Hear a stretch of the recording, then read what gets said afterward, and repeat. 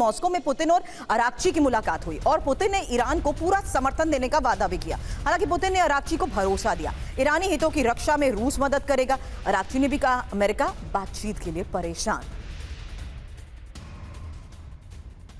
अब ईरान युद्ध को लेकर ही रूस ने चेतावनी दी है। रूस ने अमेरिका और इजरायल को आगाह किया है ईरान पर हमलों के दूरगामी असर होंगे। परमाणु ठिकानों पर हमलों से IAEA की साख को भी झटका लगा है और परमाणु अप्रसार संधि पर भी असर पड़ेगा। फिलहाल बड़ी खबर यही है कि ईरान के साथ खुले समर्थन में रूस आ चुका है और ईरान के लिए हर कोशिश करेंगे, ये पुतिन का बयान है। शांति बहाली के लिए हर संभव कोशिश होगी। वही खबर रूस और ईरान के बीच हुई उस हाई लेवल मीटिंग को लेकर है जहां किर्गिस्तान में रूसी रक्षा मंत्री और ईरानी उप रक्षा मंत्री की मुलाकात हुई। हर हालात में तेहरान के साथ खड़े रहेंगे, आंद्रेई बेलोसोव का बयान। अब समझिए, ईरान एक तरफ अमेरिका को शांति प्रस्ताव भेज रहा है, दूसरी तरफ ईरान के विदेश मंत्री अब्बास अराक्ची ने पिछले 72 घंटों में 3 देशों की यात्रा की है। खबर क्या है? अराक्ची रूस में राष्ट्रपति पुतिन से मिले, अमेरिका के खिलाफ समर्थन जुटाने की कोशिश की। वहीं पाकिस्तान में शहबाज शरीफ और आसिम मुनीर के जरिए अपना संदेश ट्रंप तक पहुंचाया। इसके तुरंत बाद अराक्ची ओमान पहुंचे ताकि रणनीतिक रूप से महत्वपूर्ण स्ट्रेट ऑफ हार्मूज की सुरक्षा और समुद्री सहयोग पर ओमान के सुल्तान से समर्थन जुटाया जा सके। अब साफ है, ईरान एक तरफ जंग की तैयारी कर रहा है, दूसरी तरफ कूटनीति के जरिए खुद को सुरक्षित रखने की दोहरी रणनीति पर काम कर रहा है। वहीं एक और बड़ी खबर है, क्योंकि इसी स्ट्रेट ऑफ हार्मूज को लेकर ईरान की ट्रंप को चेतावनी। हालांकि ये यूएस के खिलाफ ईरान के चक्रव्यूह की जो डिटेल आपके सामने रखी है, इसी को लेकर मनीष अगला सवाल आपसे करूंगी। उससे पहले स्ट्रेट ऑफ हार्मूज पर ईरान की ट्रंप को वो चेतावनी जहां ईरान का तेल कोई नहीं रोक सकता और खमेनेई के सलाहकार मोहसिन रेजाई की ये धमकी, बड़ी बड़ी डींगे ना हाके अमेरिका अपनी अर्थव्यवस्था की सोचे।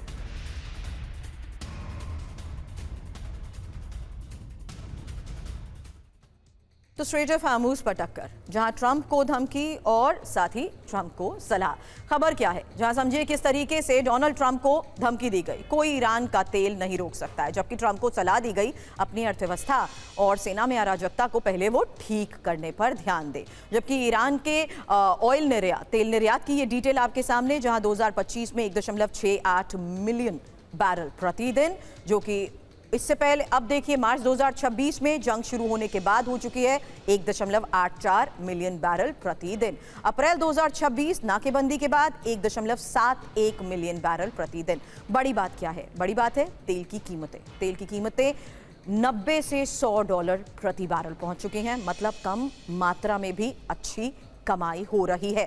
और इसीलिए मनीष, इसीलिए हम कहते थे कि स्ट्रेट ऑफ हार्मूज को देखते हुए, तेल के इस खेल को देखते हुए, दोनों के ये मूव बहुत स्ट्रैटेजिकल भी है। भले ही ईरान जितना मर्जी आर्थिक नुकसान को लेकर कुछ ना कहे, लेकिन डोनाल्ड ट्रंप का जो मोटिव था उसमें वो कामयाब भी रहे। यही वजह है कि अभी भी वो अपनी शर्तों के साथ ही बातचीत की बात दोहराते जा रहे हैं और ये साफ कर चुके हैं कि वो ईरान की नए प्रस्ताव के तहत भी कोई बात मानने को तैयार नहीं है। मनीष, देखिए, ईरान के पास ये विकल्प नहीं है कि वो अमेरिका की शर्तों पर बातचीत करके फिर वो वापस चले जाए। जरा आप सोचिए कि अगर अराक्ची साहब या कालीबाब साहब अमेरिका के साथ कोई डील कर लेते हैं और वो ईरानियन प्राइड के खिलाफ होगा तो होगा क्या? तेहरान जाने के बाद उन्हें गद्दार घोषित कर दिया जाएगा और उन्हें मार दिया जाएगा। उसकी जगह पर अगर वो नहीं डील करते हैं तो अमेरिका और इजराइल मार देगा, लेकिन तब वो शहीद कहलाएंगे। तो उनके पास यही विकल्प है कि या तो वो गद्दार कहलाए जाए कि अमेरिका के साथ हाथ मिला दिया, या फिर वो शहीद कहलाएं तो शहीद बनकर मरना उन्हें पसंद होगा। लेकिन यहाँ सिचुएशन क्या है? सिचुएशन ये है कि पिछले 1 हफ्ते के दरमियान अमेरिका ने ईरान के 2 बड़े ऑयल टैंकर को जब्त कर लिया है, जिसमें कुल मिलाकर 38 लाख बैरल तेल था। इसके अलावा ईरान से जो रोज प्रोडक्शन हो रहे हैं तेल के, उसको रखने की जगह नहीं है और उसकी वजह से अब ईरान को अपने तेल के कुएं को बंद करना पड़ रहा है। जो तेल के कुएं को समझते हैं वो जानते हैं कि एक बार तेल का कुआं बंद हो गया तो फिर जब उसे दोबारा रिवाइव किया जाएगा तो वो फिर 50%, 60% कभी भी रिवाइव नहीं हो पाएगा। तो वो हमेशा हमेशा के लिए ईरान को नुकसान होगा। अब ईरान के पास सबसे बड़ी संपत्ति क्या है? तेल है। और तेल के कुएं खराब हो रहे हैं। ईरान को आर्थिक नुकसान पहुंचाने में क्या डोनाल्ड ट्रंप कामयाब रहे? तो फिर क्यों बार बार ये कह रहे हैं कि अमेरिका किसी तरीके का सेफ एग्जिट चाहता है इस सिचुएशन से?